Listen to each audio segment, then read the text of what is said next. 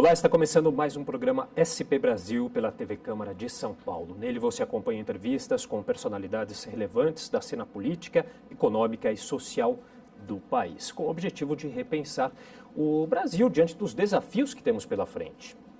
E o nosso convidado de hoje é filho de um dos maiores símbolos da resistência à ditadura militar no Brasil, o jornalista Vladimir Herzog, que foi torturado e morto em 1975. Aqui ao meu lado, Ivo Herzog, que é filho do jornalista. O Ivo mantém a memória do pai viva através do Instituto Vladimir Herzog desde 2009. Olá, Ivo. Obrigado pela presença. Eu que agradeço a oportunidade. Bom, eu queria começar a nossa entrevista te perguntando qual você acha que seria a reação do seu pai vendo toda essa crise política que nós vivemos atualmente? É uma boa pergunta, é uma pergunta que várias pessoas têm me feito. Eu acho que ele estaria trabalhando muito, né? Porque acho que para você, jornalista, o que não tem faltado é pauta, né? Eu acho que tem muitas reflexões acontecendo, a sociedade está vivendo política na sua essência. Eu até tenho dito, eu estou nessa agenda de política desde a morte do meu pai, desde os 9 anos, há praticamente 42 anos. E a gente veio buscando, trabalhando para ter uma série de conquistas, por ter direito a votar, né, escolher nossos representantes, lutas por direitos sociais, melhor educação, saúde, respeito à mulher, diversidade. E os fatos que aconteceram nos últimos meses, nos últimos 2 anos, tivemos retrocessos em várias áreas. Ou seja, é um tempo muito complexo, muito duro, muito dolorido, ainda mais para nós que estamos nessa luta há tanto tempo. Eu tenho conversado com muitos colegas, até alguns mais velhos do que eu, que estão, né, nessa batalha e estão muito tristes. Mas eu comparo muito esse momento nosso com o que aconteceu, por exemplo, na década de 60, né? A gente teve o golpe militar no Brasil, guerra do Vietnã lá fora, N questões no mundo todo de retrocesso, de muito conservadorismo. O que está acontecendo no Brasil de novo hoje não é só o Brasil, né? A gente tem, até para às vezes aliviar um pouco a alma, a gente lembra do Trump nos Estados Unidos, do Brexit da Inglaterra. Então é muito parecido, né, esse conservadorismo de hoje e da década de 60. E aí, para nos deixar um pouco mais alegres e respondendo a sua pergunta sobre o meu pai, quando eu falo de toda essa atividade, não é só meu pai, mas a sociedade está em atividade como esteve naquela época. Foi a época mais rica do ponto de vista cultural, da música, dos movimentos, a libertação das mulheres, o movimento Paz e Amor, Woodstock, a época mais rica da nossa música. Ou seja, a dificuldade, ela gera criatividade nas pessoas para procurar formas de se contrapor a essas dificuldades. Então, está muito dolorido, mas acho que é um momento muito rico. Eu vejo a sociedade vivendo política na sua essência. Uhum. A sociedade vive essa política, mas, de certa forma, a gente não tem manifestações como a gente teve quando a ex-presidente Dilma foi tirada do cargo, né? Foi empichada. Há uma perplexidade da sociedade, mas, ao mesmo tempo, você acha que a sociedade está meio passiva em meio a tudo isso? O que acontece? É difícil, assim, eu não gosto de muito especular no que a sociedade pensa, porque eu acho que seria muita presunção de qualquer um de nós tentar entender o que a sociedade pensa, né? A gente desenvolve algumas teses depois, quando olha no retrovisor passado um tempo. O que eu acho é que algumas coisas mudaram. Por exemplo, quando houve aquelas manifestações, se criou uma ilusão que os problemas do Brasil eram culpa daquele governo que estava, e se trocando aquele governo as coisas iriam se resolver. Se trocou aquele governo de uma maneira que eu considero incorreta. Não estou dizendo que o processo foi legal ou ilegal, eu só acho que se trocou por motivos incorretos. Eu até assinei manifestações públicas contra o impeachment da presidenta Dilma. Mas se substituiu o governo, se tem um novo governo, e os problemas continuam aí, né? A gente está ouvindo nos noticiários dia a dia. Não tem polícia rodoviária federal porque não tem dinheiro. A polícia federal está sendo cortada, não pode investigar mais Lava Jato porque não tem dinheiro. Cortando dinheiro da saúde, cortando dinheiro da cultura. Um grande colega nosso, João Batista de Andrade, ministro da Cultura, pediu para sair do Ministério porque cortaram 43% dos recursos no Ministério da Cultura. Não dá para fazer cultura. As questões nas escolas, ou seja, se trocou o governo, não se resolveu. Então, por que eu vou sair na rua agora? Vou pedir o quê? Né? Se criou uma ilusão aqui, naquele momento, se viu que aquilo não é verdade, tudo bem, tem uma questão de corrupção e tal, mas é um outro tema, uma outra discussão. Então, eu acho que é isso, as pessoas, assim, para que eu vou sair na rua? Contra o quê? Ainda assim, há grupos saindo na rua, né? Porque tem grupos a favor de eleições diretas agora, que eu acho que é uma outra ilusão, a gente pode expandir um pouco sobre isso, é um tema bastante polêmico, mas eu acho que a gente tem que fortalecer as instituições. O Brasil tem uma democracia muito nova, uma Constituição muito nova, e não dá a cada momento a gente ficar fazendo remendos em coisas que são tão da nossa essência como uma Constituição. Ela tem que ser respeitada, tem que ser mantida. E a gente, por exemplo, vou explicar até um pouco para entender um pouco disso, por que eu fui contra o impeachment da Dilma. Ela foi eleita pelo voto popular. Eu tinha N questões, N críticas em relação ao governo dela. Mas ela foi eleita, a gente tem que respeitar esse voto. E o mecanismo para tirar o governo é a próxima eleição, né? Então, deveríamos esperar até a próxima eleição e buscar um novo líder, uma nova composição. Então, é mais ou menos isso. A gente tem eleições para o ano que vem, está um pouco mais de um ano, o processo de eleição é um processo complexo. Vai fazer eleições o quê? Daqui 2, 3 meses? Não vai dar certo. A gente não dá para ficar fazendo remendo, a gente precisa fazer as coisas de maneira mais consistente. E são todas essas questões se dão, na sua opinião, até pelo fato de a gente ter uma democracia nova, talvez não tão consolidada, que acaba criando essas situações de o povo não saber por que caminho seguir, até a questão do impeachment do presidente, né? Acho que são todas questões que envolvem... Exatamente, né? E não só isso, né? A democracia é um processo novo nesse nosso direito de exercer, mas o modelo democrático que a gente teve e que está sendo muito questionado do ponto de vista das leis eleitorais, né? Ele afastou as pessoas do processo, né? No Brasil, até recentemente, para nos ir até as últimas eleições, as pessoas eram convidadas a esse processo, a participar da democracia 3 meses antes das eleições. Passado isso, durante 3 anos e 9 meses, o processo democrático acontecia nas empresas que financiaram as campanhas. É o que a gente tem visto com todos esses escândalos. E as pessoas eram deixadas de lado. Aí faltava 3 meses para as eleições, chama de novo as pessoas, o que você quer que eu vou te fazer e tal. E não é isso. A democracia, ela é o político no dia a dia entendendo o interesse público. E para você saber qual é o interesse público, você tem que estar dialogando com o público, com as pessoas, né? Eu faço parte de uma organização muito interessante que tenta até propor esse modelo de política chamado RAPS, que é Rede de Ação Política pela Sustentabilidade, e que realmente mostra que a política tem que ser exercida no dia a dia. E aí a eleição é simplesmente o último capítulo desse processo, ou um capítulo desse processo, talvez um capítulo de celebração, né? A cereja do bolo, mas num processo natural, onde o político está conversando com suas bases, está no seu bairro, está na sua comunidade, está ouvindo, está dialogando, está articulando ideias, está montando um programa, e chega o dia da eleição, você vê o que faz mais sentido para você a partir de um diálogo que você desenvolveu ao longo de 4 anos e aquele diálogo que fez mais sentido para aquela região, para aquela sociedade, é o que vai sair vitorioso numa eleição e vai poder implantar, botar em prática, e aí vai sofrer até um processo de avaliação quando os políticos têm um mandato, né? É um processo aí de uma via de mão dupla. Mas o que aconteceu até hoje não foi isso. Você tem as empresas financiando, aí a pessoa que recebe o mandato, ela tem que prestar contas para o financiador, já pensando na próxima eleição, porque ela vai precisar de novo desse financiamento. Isso mudou um pouco com a questão do financiamento de campanha.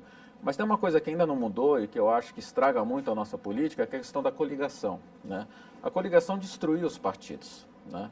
Eu dou muitas palestras, eu vou muito nas escolas, né? Um dos trabalhos que a gente faz aí nas escolas, conversar com estudantes, seja de ensino primário, secundário ou superior, sem custos nenhum, né? Até fazendo minha propaganda aqui, é um prazer para nós estar conversando com jovens, compartilhando a nossa história, a nossa experiência. E eu costumo dizer que quando eu tinha a idade deles, quando eu era moleque, né? Tinha 18, 20 anos, era muito fácil pensar política, né? Quando houve a abertura, existiam 5 partidos políticos, né? E eu lembro deles, era o PMDB, o PT, PSDB, PDT e PTB. 5 partidos. Você viu, eu consegui falar o nome dos partidos políticos que eu tinha que votar. Eu desafio qualquer pessoa a me dizer quais são os nomes dos partidos que existem hoje, né, porque cada dia mudou. Mas o mais interessante do que isso, a gente sabia quem eram as pessoas ligadas a cada um desses partidos. Você tinha o PDS, né? Aliás, PDS, PMDB, PDT, PTB e PT. O PDS era o partido da antiga Arena, que representava tudo aquilo que a gente não queria, né? Que era os resquícios da ditadura, né? Aquelas pessoas que exerceram cargos executivos nomeados pelo governo militar. O PMDB, à frente estavam pessoas como, se não me engano, Almir Afonso, o Fernando Henrique na época, Serra, enfim, vários outros. E o PMDB depois ele se abriu em PMDB e PSDB, mas naquele momento era PMDB. PDT do Leonel Brizola, o PT do Lula, né? E o PTB, que foi nosso primeiro prefeito aqui em São Paulo, uma desgraça, né? Do Jânio Quadros, né? Então você vê só, e cada um tinha uma cara, tinha um cheiro, tinha uma cor. Então eu, como cidadão, eu falava assim, esse cara se parece mais comigo. E eu chegava numa discussão, numa conversa com você, por exemplo, e defendia o que eu pensava, assim, inclusive esse partido pensa como eu, a gente tem que apoiar esse partido, fazer a boca de urna, aquela coisa toda. Hoje é proibido fazer boca... Aliás, né, se proibir o cidadão de participar do processo democrático das mais diferentes maneiras. E o processo de coligação e fragmentação de poderes, o que é o PMDB, o que é um partido hoje, né? O Paulo Maluf, por exemplo, que a gente estava fazendo uma brincadeira aqui antes de começar o programa, aquele que inventou essa coisa de ficar olhando para a câmera, né? Que para mim, ele é um feto da ditadura, né? Ele foi prefeito biônico aqui, foi governador biônico, depois ele até foi eleito. Mas ele era do PDS, que era um extremo ideológico. E aí você tem o PT, que é um outro extremo ideológico, ou o PSDB, que é um outro também, é bem distante. Como você consegue imaginar que esses dois estão numa coligação? Para que isso? Para conseguir 30 segundos a mais de televisão? 1 minuto a mais de televisão? Por quê? Porque essa bobagem, porque se faz política, a política se faz durante 3 meses com horário político, e não é isso, são durante 4 anos. Enquanto a gente não quebrar esse processo de coligação, essa bobagem, essa coisa que destrói e que confunde as pessoas vão cada vez mais se distanciar do processo democrático. E o resultado, na prática, é que o grande vencedor de cada eleição, e cada vez mais, daqui a pouco vai ganhar no primeiro turno, é abstenção, voto nulo e voto branco. Que não resolve o nosso problema também. Ou seja, quem está eleito aí tem menos votos do que os que não votaram. E aí fica essa coisa que a gente tem hoje, essa coisa amorfa. Bom, a gente vai chamar um rápido intervalo. Daqui a pouco nós voltamos com mais SP Brasil, hoje conversando com Ivo Herzog. Até já.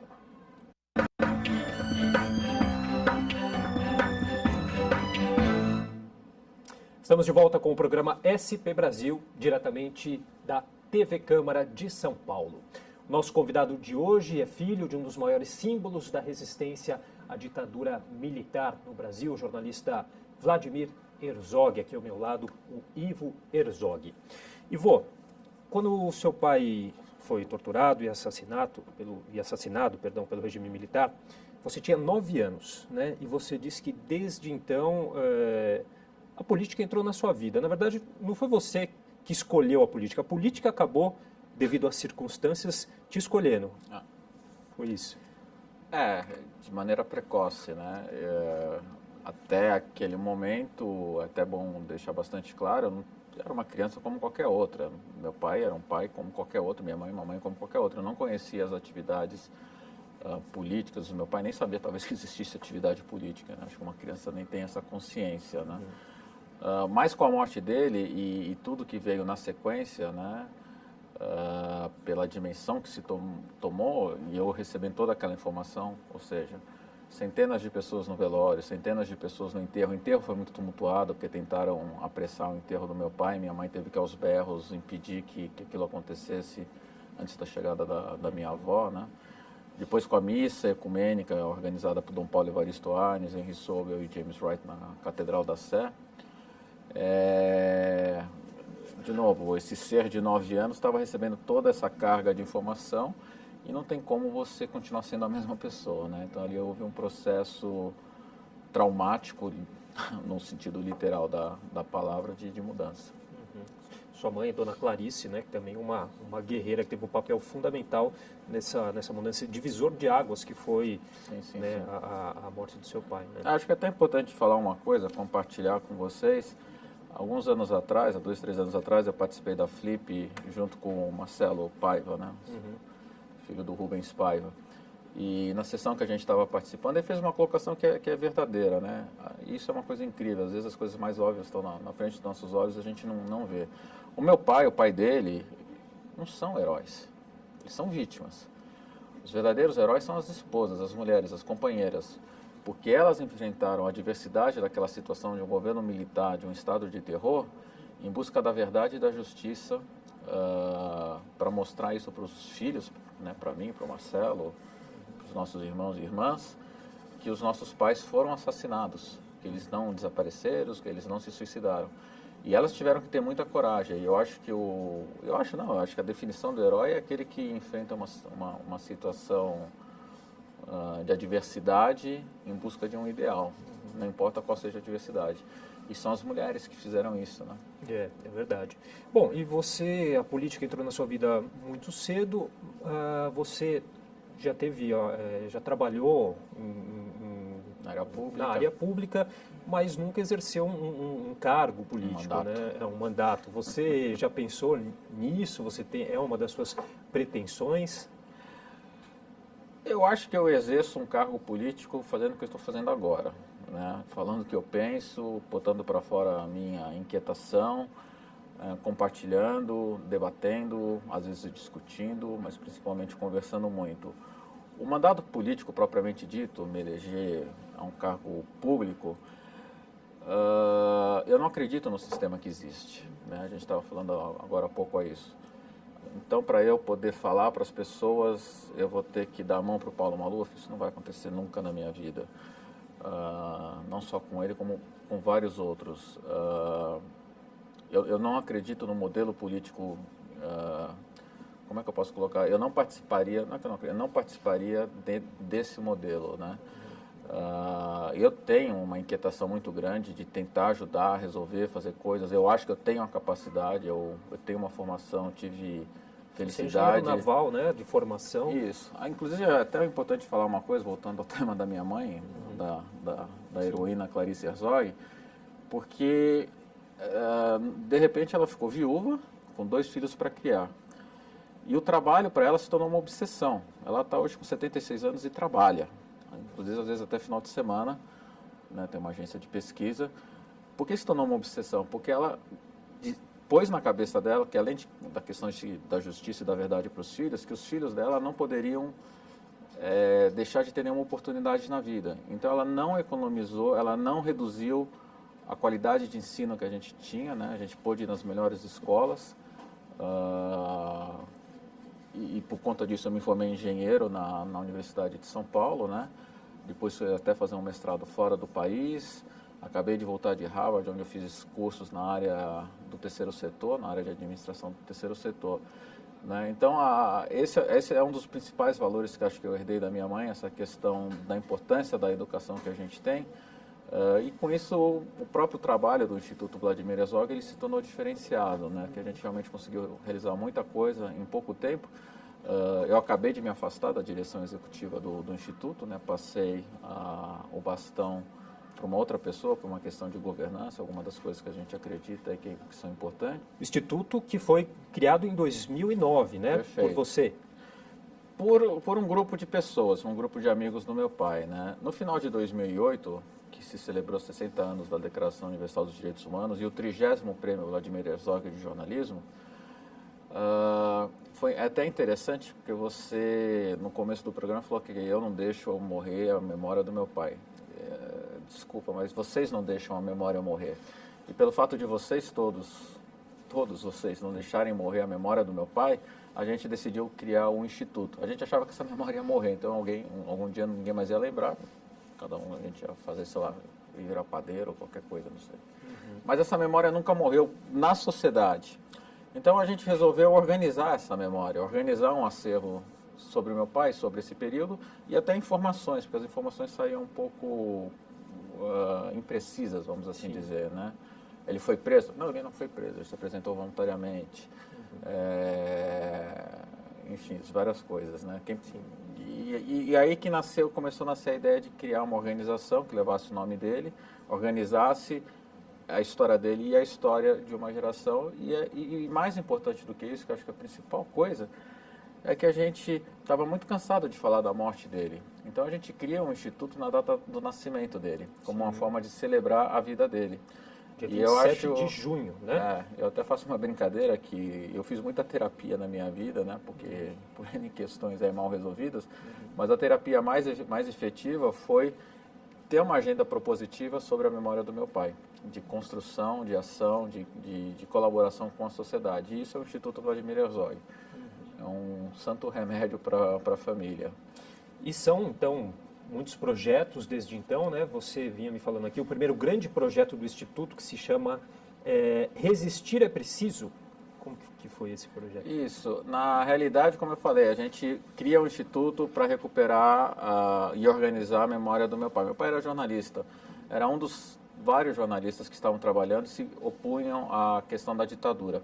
E aí veio ao nosso conhecimento que, mais do que isso, existia uma imprensa que, desde o primeiro momento, se opôs à ditadura, chamada de imprensa alternativa, que eram jornais não da grande mídia, alguns vendidos em bancas, alguns clandestinos. Descobrimos um outro grupo que era editado no exílio. E aí a gente vai recuperar essa história. São mais de 300 títulos de jornais alternativos. Jornais como o Ex, o Movimento, Pasquim, Pif Paf, Voz Operária, FBI, Frente Brasileira de Informação, uma brincadeira que faziam com o nome FBI. E a gente conta essa história no projeto Existir é Preciso. Saíram vários livros, tudo isso está digital na internet, exposição, documentário para televisão, enfim, isso foram os primeiros 3 anos do Instituto. O Instituto se tornou grande, criou uma demanda para alguém estar lá presente, e aí eu saio. Na época eu trabalhava para o governo do Estado de São Paulo, na Secretaria de Planejamento, e vou cuidar do Instituto Vladimir Herzog. Vários desses projetos, para se viabilizar, a gente usou leis de incentivo cultural.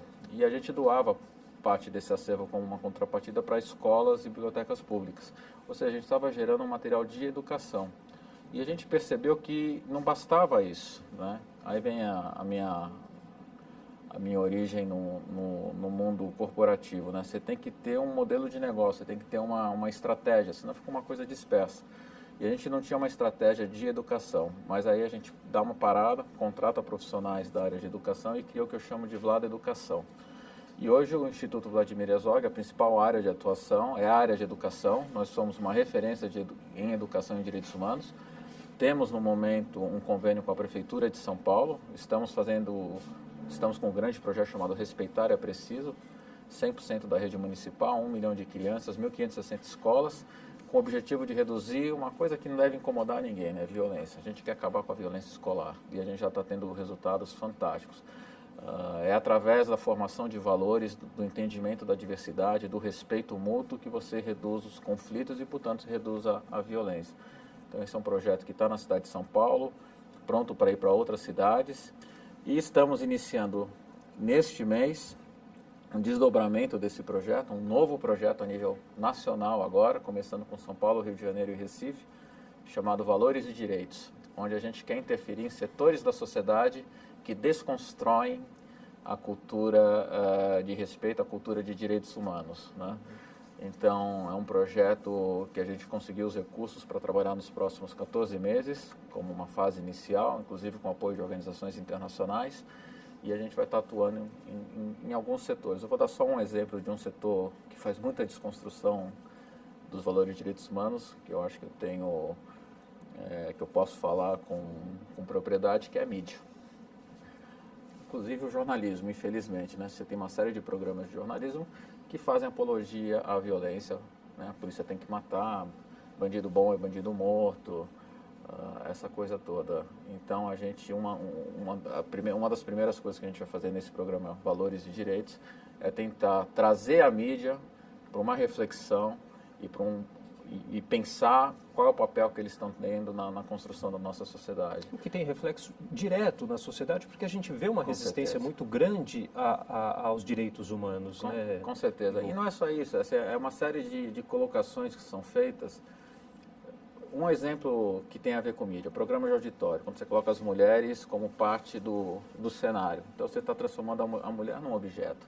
E aí você imaginar que o marido dessa mulher não vai tratá-la como objeto, é uma bobagem, porque a mídia já está tratando ela como objeto. E ela não é. Então você tem que rever coisas como essa, por exemplo. Mais do que isso, hoje mesmo eu estava assistindo os noticiários, bons noticiários, tratando da questão da crescente violência que a gente tem, né? Mostrando o Rio de Janeiro, a quantidade de pessoas que morrem, bala perdida aqui, feto que levou tiro, a mãe que estava no enterro do filho e veio bala perdida, e aí a polícia fala assim, não, mas ela foi vítima de bala perdida, e um dos parentes fala assim, pô, mas não existe em nenhuma lei, nenhuma bala perdida, não existe no Código Criminal, ela foi assassinada, né? Mas por que acontece isso e por que 92% dos crimes não são solucionados? Porque também existe um processo que a mídia tem um papel muito grande no sentido de poder ajudar a rever isso daí, que existem diferentes sociedades, né? Então quem é que está morrendo com essa violência urbana não é o pessoal, vamos falar de São Paulo, não é o pessoal dos bairros do centro, dos Jardins, do Morumbi, de Pinheiros, da Lapa.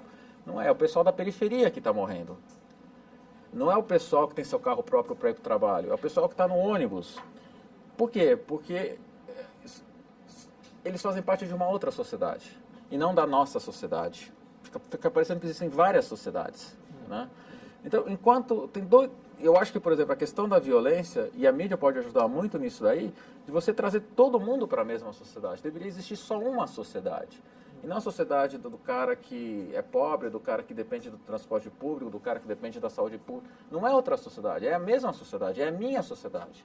E eu tenho que ficar indignado com o que está acontecendo com essas pessoas e eu tenho que mudar isso daí. Legal. Ivo, a gente vai fazer mais um breve intervalo. Daqui a pouco nós voltamos com o programa SP Brasil. Até já.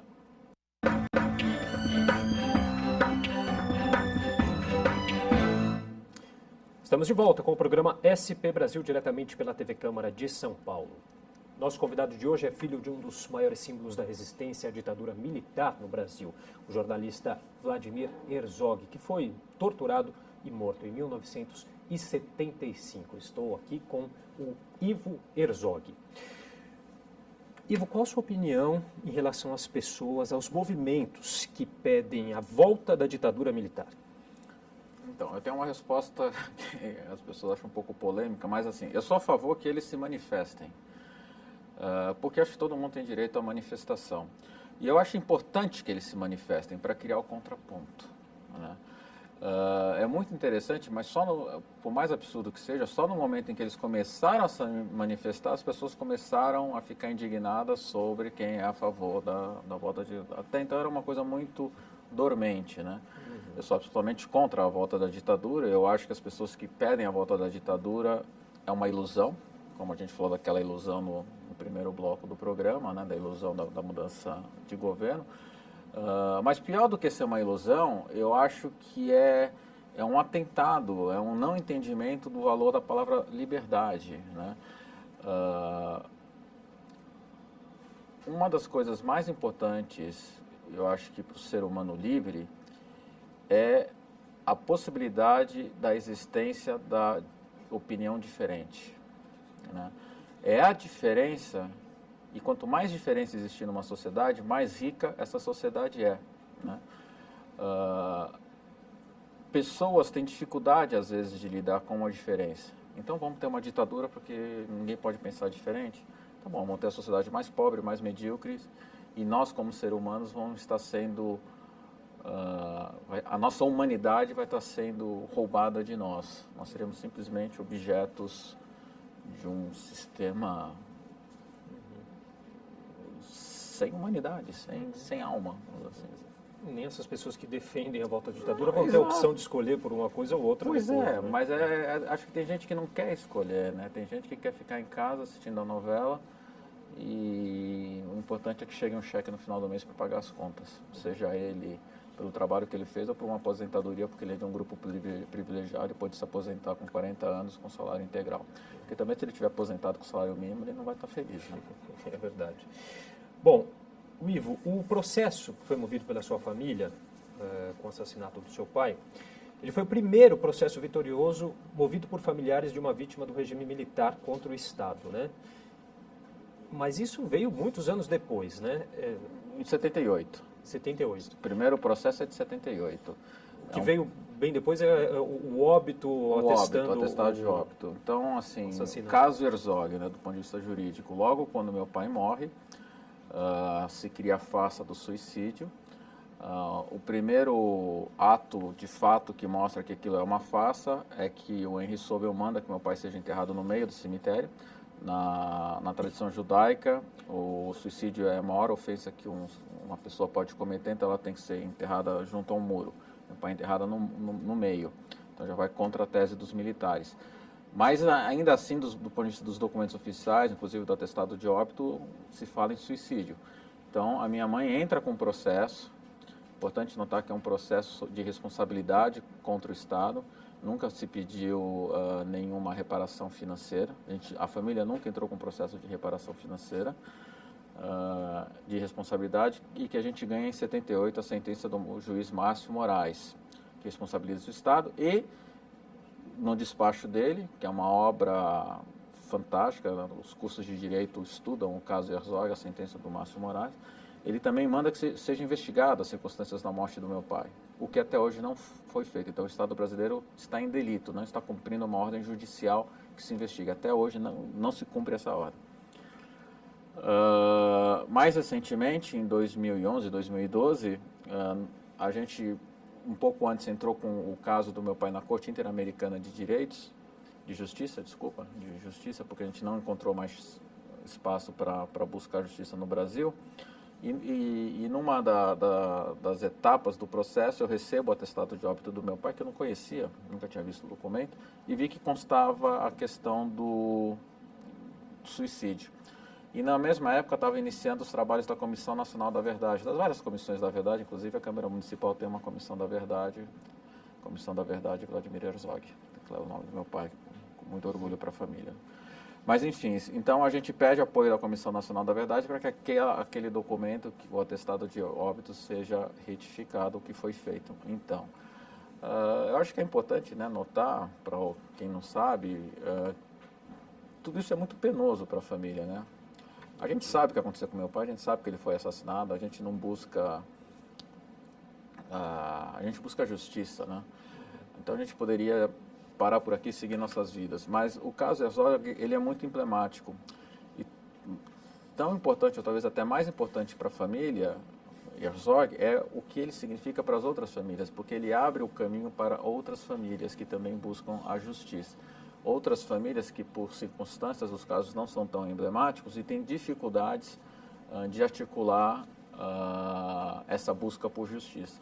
Então a gente mantém essa luta e para nós e para essas famílias, em nome de todos os familiares de mortos desaparecidos daquele período. Agora, todos esses processos que vieram mais recentemente, como a Comissão da Verdade, que você mesmo citou, você acha que esses processos que tentam aí, como que a gente pode dizer, pagar os débitos que tem aí com essas questões, foram alcançados os objetivos, tanto dessas comissões? Eu acho assim, as pessoas me falaram muito sobre a Comissão Nacional da Verdade, né?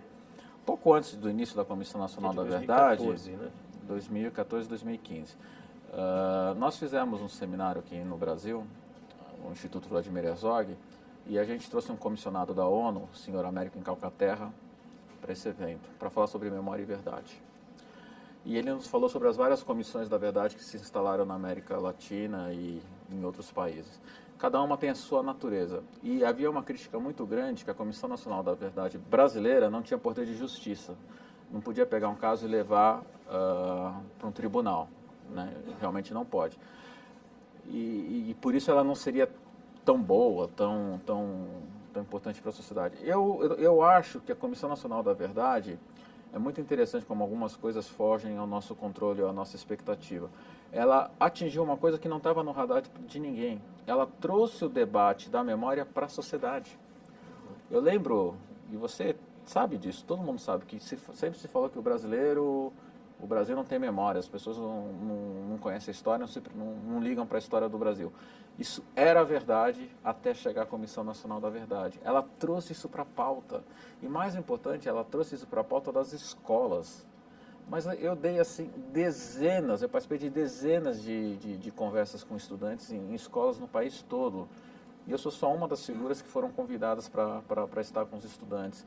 Então, hoje o Brasil é um país de memória, o tema memória é um tema de interesse da população, dos jovens, e a gente resolveu talvez esse daí que é a questão mais importante. Porque o objetivo da memória, maior de todos, é que os erros do passado não se repitam, né? Então, eu acho que esse objetivo a gente atingiu. E já que você falou de escola, o que você acha desses projetos de lei em relação à escola sem partido? Eu acho um crime. Eu acho um crime, eu acho um absurdo. A escola, ela é o berço, o local onde nós, seres humanos, vamos nos diferenciar dos outros animais. E qual é essa diferença? É a nossa capacidade de pensar, é a nossa criação da nossa crítica, nós temos opiniões sobre as coisas. Eu, você, cada um de nós tem que ter opinião, e essa opinião tem que ser diferente, não tem que ser a mesma opinião. Temos que ter a diversidade de opinião. E a gente aprende isso muito nas escolas. Isso que eles chamam de escola sem partido, na realidade, é escola sem cérebro. É querer só ensinar a escrever para as crianças, mas que elas não tenham um senso crítico sobre a sociedade e dessa maneira aceitem o que vier. É querer ter uma sociedade de cordeirinhos, de gente mansa. Não. A escola é um lugar para gerar a crítica, para gerar o ser pensante, para gerar a questão, as dúvidas. Aquele cara que levanta a mão no fundo da classe e pergunta por quê, né? E se deu esse nome, essa disfarçada. As escolas têm ideologia, sim, elas têm pensamentos diferentes, porque a sociedade pensa. E a escola é um reflexo dessa sociedade. Vocês têm um projeto também do Instituto, né, que é o Jornal na Escola, né? Isso, porque assim, é engraçado esse negócio de jornal na escola quando se fala nesse mundo nosso multimídia, mas uma das coisas muito importantes que deve existir na escola, em todas as escolas, ensino fundamental, médio e superior, é a figura do grêmio ou do centro acadêmico. E uma das coisas que esse grupo de estudantes deve fazer é articular o diálogo, ser um ponto de diálogo entre os alunos, os docentes, a direção, a gestão e a comunidade. E uma maneira muito bacana de fazer isso é através de um jornal, seja ele impresso, seja ele virtual, um blog, seja lá o que for. Mas entender que é um jornal deles, que é a voz deles, e não ser simplesmente uma coisa pelega que reproduza as decisões da escola. E a gente, infelizmente, veio descobrindo que muitas escolas perderam esse hábito, perderam essa organização estudantil de ajudar a dialogar. Eu mesmo fiz parte de centro acadêmico na faculdade e tal, e foi muito divertido, foi muito rico chamar pessoas, convidar pessoas para conversar com os alunos, né? De novo, a escola, ela é um núcleo... Que já é o começo também dessa vivência do mundo político. Claro, assim, todos nós somos entes políticos, né? Seja qual for a política que a gente está fazendo, mas devemos ter orgulho disso. Nós não somos políticos de mandato, e isso daí precisa ser revisto, como a gente já falou, porque está muito comprometido. Mas nós somos agentes políticos, a gente pensa, a gente tem opinião e a gente deve defender com muito orgulho o que a gente pensa. A sociedade vive um momento meio complexo com essa intolerância ao diálogo. A gente tem que superar essa tolerância. Uma das organizações que apoiam, uma empresa que apoia o Instituto Vladimir Herzog é o Google. O Google apoia o Instituto Vladimir Herzog porque está muito preocupado com essa questão da internet estar sendo usada para o discurso de ódio ou para a intolerância ao diálogo. O Google, o Facebook, eles não produzem, as redes sociais não... Facebook, Google, eles não produzem essa intolerância, mas eles entregam essa intolerância porque são o veículo. Então eles estão muito preocupados e veem em alguns dos nossos projetos um olhar e um trabalho que pode remediar isso. Eu vou querer falar com você mais um pouquinho sobre essa questão da internet, liberdade de expressão. Claro. No nosso último bloco, nós vamos para mais um rápido intervalo e voltamos já com o SP Brasil.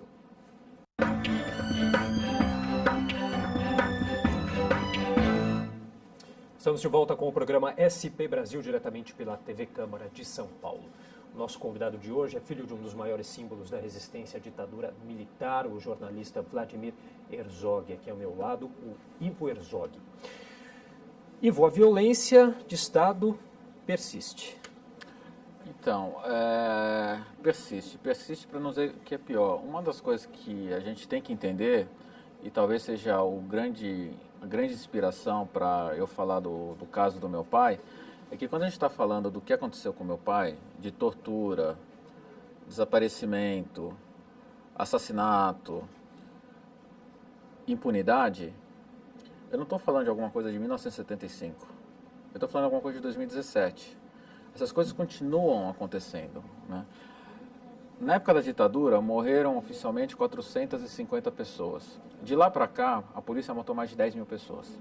A polícia do estado de São Paulo mata mais de 800 pessoas por ano no Brasil. E mais de 80 policiais morrem, né? Então, segurança pública, por exemplo, é uma questão que não está resolvida, nem para a população, nem para a polícia, né? Eu não estou condenando os policiais. Não funciona nem para eles e nem para a gente. Mas mais importante do que isso é que a questão da impunidade, ou seja, a gente, família Herzog, busca justiça pela morte do meu pai. São centenas, para não dizer, são milhares de famílias que buscam justiça pelos mortos que estão tendo diariamente. Como eu te falei, a reportagem que eu vi hoje de manhã, 92% dos crimes não são solucionados. Crimes cometidos por bandidos ou por policiais. A gente viu recentemente aqueles policiais, um que empurrou um bandido do telhado de uma casa e outro que matou um que já estava na posição para se entregar, foram inocentados. E o mais doido de tudo é que membros da promotoria pediram a inocência. Então, algumas vezes as pessoas falam que a gente está vivendo um estado de exceção, que algumas coisas não estão funcionando. Eu tomo cuidado com isso, mas do ponto de vista da justiça, a gente vive um estado de exceção. Eu esqueci de mencionar, mas eu sou também do Conselho da Ouvidoria das Polícias de São Paulo. E a gente sabe que não funcionam. O Ministério Público, Ivan Sartori, tentou acabar com o julgamento do Carandiru. 111 assassinatos, em média mais de 20 tiros cada bandido. 2/3 deles estavam dentro das celas. E ele veio me dizer que era legítima defesa da polícia. O Ministério Público, que deveria abrir os processos contra policiais, arquiva esses processos. Então isso é uma cultura, quando o pessoal fala assim, qual é uma das maiores consequências da lei de anistia que a gente tem que não sentou os agentes de Estado? Uma das maiores consequências é essa cultura de violência que a gente tem. O agente de Estado, ele sabe que ele pode fazer o que ele quiser, que o Estado vai protegê-lo, ele não vai ser julgado por isso aí. E é uma das coisas que a gente tem que arrumar nesse país. O Brasil é um país que não existem rupturas, né? Então, por exemplo, na Argentina, quando caiu o regime militar, os militares foram julgados e estão na cadeia. Aqui não. Usando uma coisa mais da nossa agenda, dessa discussão toda política que está tendo agora, há 2, 3 semanas atrás, Gilmar Mendes deu o voto de Minerva no TSE para que a chapa não fosse cassada. Eu não sou a favor ou contra a questão da cassação, mas as provas estavam lá que deveria ter sido cassada. E ele falou assim, não, mas não pode ficar se trocando o presidente a toda hora. Não cabe a ele. Ele está fazendo política, ele não deveria fazer política, ele deveria fazer justiça. E esse que é um dos grandes problemas que a gente tem, que o nosso judiciário fica fazendo a política da ideologia deles. Então, se eles querem fazer política, concorram a um cargo público, concorram a um mandato. Né? Que, aliás, o judiciário não concorre a mandato, né? Eles não têm eleição. Mas se eles querem fazer política pública, concorram a mandato. Saiam do jurídico e vão ser políticos. Bom, e todas essas questões, esses problemas de violência, você acha que são heranças ainda desse período? São heranças não só da ditadura, né? O Brasil foi o último país a acabar com a escravidão no Brasil. E as pessoas acham que acabou porque a linda princesa foi lá e assinou a Lei Áurea. Foram 200 anos de luta social. Nunca se contou essa história. Não se sabe qual é a história do fim da escravidão no Brasil. E nunca se fez justiça com essa parcela da população. Eles são dos grandes excluídos. Agora tem a questão das cotas, estão tentando fazer algum tipo de reparação. Questão dos índios. Se exterminou índios. A Comissão Nacional da Verdade mostrou que, por exemplo, em algumas aldeias onde existiam grandes jazidas de minério, se jogavam doces com cianureto. para se acabar com aquelas tribos e poder se explorar aqueles recursos minerais. Vamos ver como é que a ocupação do Acre, eu estive no Acre, fazendas enormes, onde se acabou com a floresta, com seringais, e eram todas pessoas ligadas à ditadura que ocuparam aqueles espaços.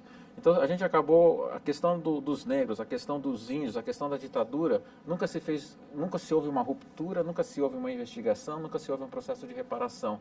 Sempre, não, melhor deixar do jeito que está, em nome de uma transição, como é que dizia o Figueiredo? Controlada, lenta, gradual e controlada. Mas é isso, a gente não resolve e você você não constrói uma sociedade, você não constrói os alicerces de uma sociedade democrática, fica uma série de penduricados, né? Uma outra característica, que talvez seja um tema para um próximo programa, é que nós somos uma sociedade de privilegiados, né? Existem privilégios. Vai ter agora a reforma da Previdência. Bom, mas esse grupo aqui tem que ser tratado, cada grupo tem os seus privilégios. Esse grupo aqui tem 60 dias de férias. A gente estava falando também antes, vários grupos têm 60 dias de férias. Esse aqui é com aposentadoria integral. Esse daqui... Né? Enquanto nós, brasileiros, fomos uma sociedade umbilical, o que é uma sociedade umbilical? Só olha o próprio umbigo. Quando a gente só ficar olhando o nosso umbigo, a gente não vai ser uma sociedade. A sociedade, ela está na construção da palavra coletivo. Não dá para eu pensar o que é melhor para mim. Enquanto eu pensar o que é melhor para mim, esse país vai se desfacelar. Eu vou ter que ter carro blindado, morar com segurança privada e tal. E quem não puder pagar isso, vai morrer. Vai morrer ou porque tomou um tiro, ou porque morreu na fila para um atendimento médico. Vai morrer, está morrendo. Ivo, a gente tinha falado no terceiro bloco um pouquinho dessa relação entre as novas mídias, a internet, com a liberdade de expressão. Como você analisa esses novos tempos? Então, é engraçado porque eu sou engenheiro naval, mas eu sempre fui um nerd de tecnologia, né? Meu primeiro emprego foi na área de TI, inclusive. E hoje eu sou um semi-analfabeto nessas questões porque eu nasci em 66 e tal, eu não nasci no mundo da internet, né? Eu sou de uma geração que a gente, quando ia falar com uma outra pessoa que estava longe, a gente mandava uma carta e tinha que esperar a carta chegar. Quando tirava uma fotografia, tinha que esperar ela ser revelada. Né? Então a gente vivia, né, essas expectativas, né? O timing era outro, o time da informação era outro, né? Isso tudo mudou, né? Tudo é muito imediato. Eu acho que se democratizou uma série de coisas, mas até que eu sei que o tempo do programa está curto, se tivesse que deixar uma mensagem para as pessoas pensarem sobre essa nova era, é o que eu sempre digo, a internet, ela aproximou aquelas pessoas que estavam distantes, mas ela afastou aquelas pessoas que estavam próximas. E isso na balança é bom ou ruim? Não quero fazer um julgamento se é bom ou ruim, mas eu acho ruim que eu acho bom que as pessoas que estavam longe hoje estejam próximas, mas acho ruim que as pessoas que ficavam próximas hoje estão distantes. Então, por exemplo, você fazer um evento público que as pessoas virem presencialmente é difícil. Você sentar com um amigo seu para conversar é difícil. Os nossos filhos sentarem com os amigos para fazer um trabalho de escola é difícil. E só para ajudar a entender isso daí, uma das coisas maravilhosas que tem a televisão do ponto de vista de comunicação é porque a comunicação, do ponto de vista de palavras, as palavras valem 10% do processo de comunicação. O resto é a minha mão que eu estou fazendo, o tom da minha voz, o olho no olho, né, essa coisa toda, né? E quando você fica só no virtual lá no teclado, você se perde disso daí. Do ponto de vista do trabalho, a gente sabe que a pior coisa que tem é você tentar resolver um problema entre duas pessoas via e-mail, só dá confusão. Se tem problema, chama a pessoa e conversa, porque senão causa um monte de mal-entendidos. Agora, imagina os mal-entendidos que a sociedade está tendo em função de estar tudo muito virtual. E isso explica até um pouco, eu acho que explica um pouco essa questão dessa intolerância ao diálogo, dessa intransigência, porque as pessoas se escondem atrás de uma tela, falam um monte de besteira de maneira irresponsável, porque estão, entre aspas, protegidas pela internet. Eu estou aqui falando um monte de coisas, algumas coisas bastante polêmicas, eu assumo a responsabilidade das coisas que eu estou falando, e eu acho que é aí que está um grande valor do que eu estou falando. Se eu ficar de maneira anônima, o valor se perde, né? Bom, Ivo, para a gente finalizar, uma última pergunta. O que significa ser filho desse casal? tão importante, Clarice e Vladimir Herzog? É uma honra muito grande, né? Eu tenho muita honra de ser filho de quem eu sou. A honra seria a mesma se fossem um casal absolutamente desconhecido. Eu acho que traz uma responsabilidade muito grande, não é fácil, se paga um preço muito alto, mas eu realmente acredito naquilo que eu falei, que a gente vive numa sociedade e que se pelas circunstâncias eu fui colocado num local onde eu posso fazer um pouco mais de diferença, eu tenho obrigação de tentar fazer essa diferença com muita responsabilidade, ouvindo mais do que eu falo, né? A gente tem 2 ouvidos, 2 olhos, uma boca só. Vamos ouvir, olhar, falar menos. Mas falando tanto assim, o que eu penso, tentar influenciar, acolher essas opiniões. Estou com 50 anos, 41, 42, vendo essa sociedade se mudar. Tenho memórias de tudo que aconteceu. Não sou saudosista, não acho que ontem estava melhor do que hoje. Hoje a situação está muito complicada, mas hoje é melhor do que ontem. Amanhã será melhor ainda do que hoje. E é isso que nos move para frente. Eu acho que nós temos que pensar isso, que a sociedade pode ser melhor, mas só tem um jeito dessa sociedade mudada, do mundo em que a gente vive mudar. É a gente fazer a sociedade mudar. Não vem de cima, vem de baixo. As mudanças acontecem de baixo para cima. Bom, Ivo, queria te agradecer novamente pela oportunidade desse bate-papo aqui com você. Muito obrigado pela participação. Eu que agradeço a Câmara Municipal de São Paulo. Ela tem tratado a memória do meu pai com muito carinho. A gente tem a Praça Vladimir Herzog aqui atrás. Quem quiser conhecer um pouco da história do meu pai está aqui na praça, em local público. Pertinho. Né? E parabéns pelo trabalho de vocês. Muito obrigado, parabéns também. Conversei hoje com Ivo Herzog, que é filho do jornalista Vladimir Herzog, que foi morto e torturado na ditadura. Obrigado a você também que nos acompanhou em mais um SP Brasil. Até a próxima.